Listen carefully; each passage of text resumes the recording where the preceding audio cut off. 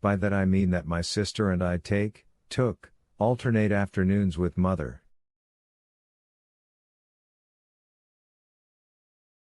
Usually I go out on my free days, but today was very hot. I rested and read in my room until I heard Mrs. Talbot and father leaving at 3:30.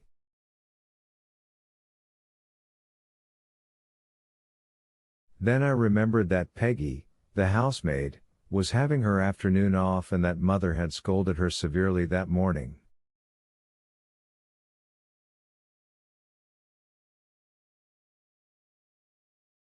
She was a good maid, and I did not want her leave. I went upstairs and spoke to her. She was crying, but at last she agreed to stay. I was there only a few minutes, but as I used the back staircase my sister may have heard me as she came up from the kitchen porch.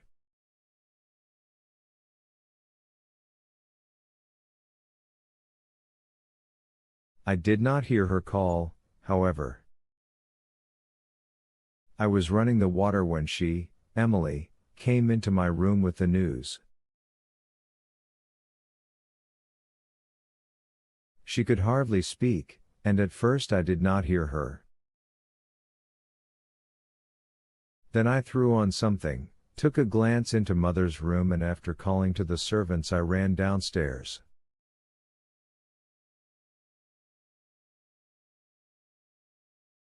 In the lower hall I met Eben, and the two of us ran upstairs the front way while the servants hurried up the back.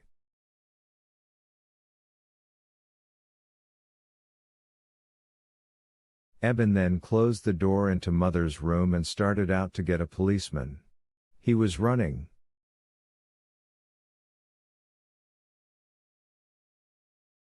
I have no real idea how long all this took, but at last I remembered Emily and went out to look for her.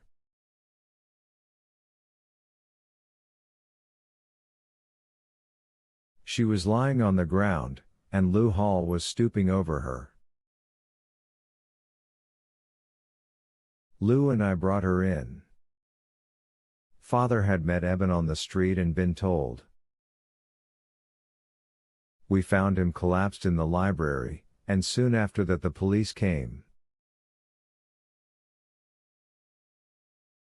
The axe is one belonging to us. It was never brought into the house, and I have no idea how it got there. I know of no reason why my mother was attacked, and I trust our servants absolutely.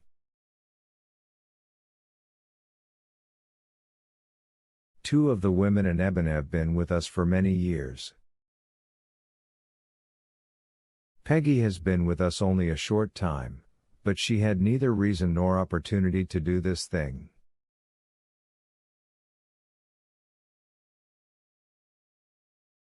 All of which sounds rather like Margaret, clear and unemotional and, even in the police notes, told without Emily's hesitation and indirection.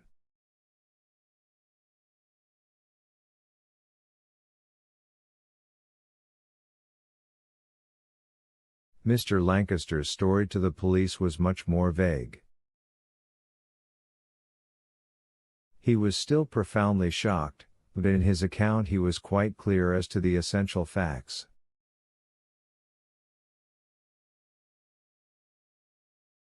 He had not been well for several days, and had not slept at night. He and Mrs. Lancaster had for several weeks disagreed on what he called a matter of policy, by which undoubtedly he referred to her hoarding of gold currency, but which he didn't explain that night.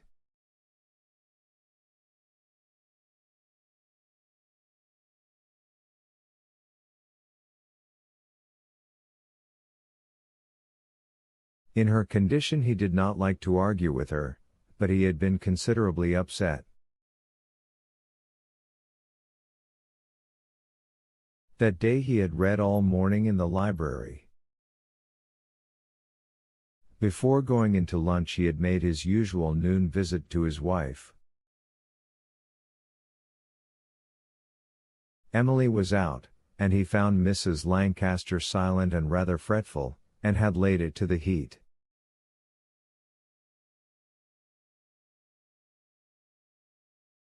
But here he added, after a certain hesitation, that he had been under the impression when he entered the bedroom that she had hidden something from him.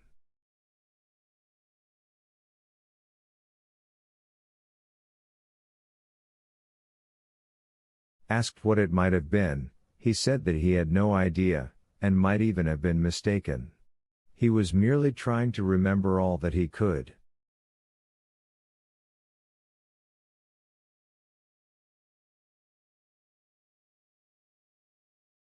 She had not said anything to suggest that it might be true, nor had he questioned her. At noon he had eaten a light meal, largely fruit and tea, and had then slept for some time.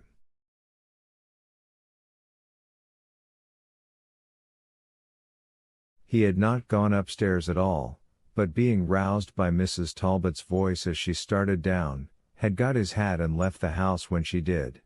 He had taken his usual walk, and had heard the news on the street as he returned from Eben, who was running for a policeman.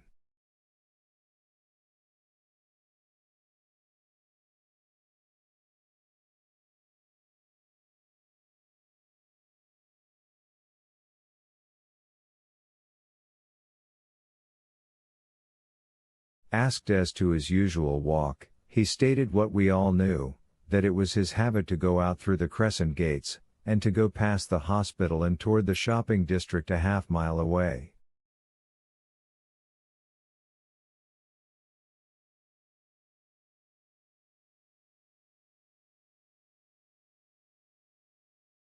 For the city had grown and apartments had appeared on our horizon, so had sprung up 6 or 8 blocks of small shops to supply their needs.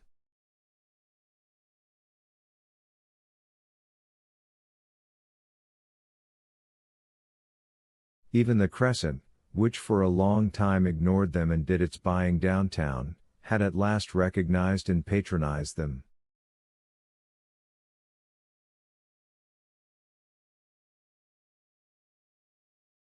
His walk that day, he said, had merely taken him to the tobacconist's shop on Liberty Avenue and back to the gates, where Eben met him.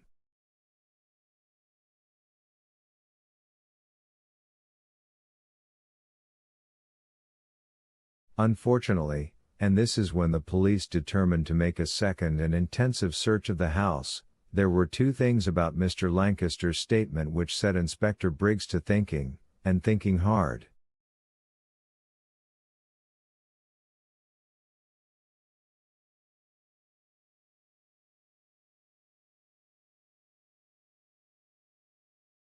One was that he had stopped at a small and unimportant drug store, and had there had a glass of Coca-Cola.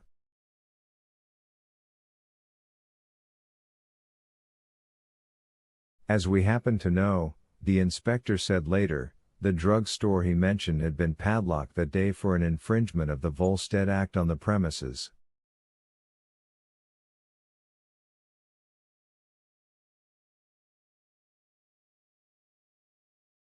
Wherever he'd been, the old gentleman hadn't been there.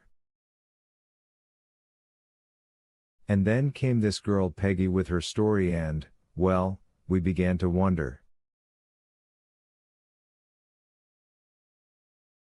That's all. For Peggy, seated uneasily on the edge of a chair in the dining room, her eyes swollen with crying, had finally admitted that she had been standing at her window overlooking the front street, had seen Mr. Lancaster go out with Mrs. Talbot, and return 5 minutes later.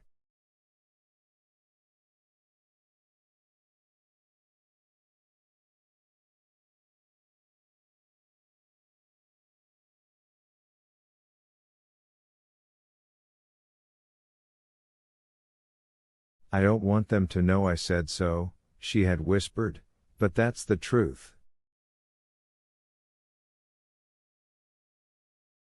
You may be wrong about the time. No, sir. I didn't stand there more than 5 minutes at the most. Miss Margaret will tell you that she came up to speak to me, and that I was standing at my window then.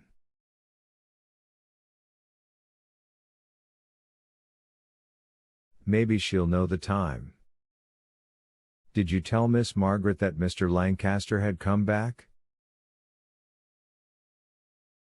I didn't think of it.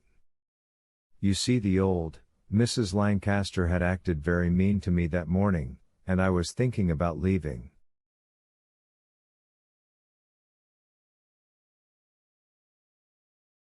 I couldn't make up my mind. Miss Margaret came up to ask me to stay on, and I said I would.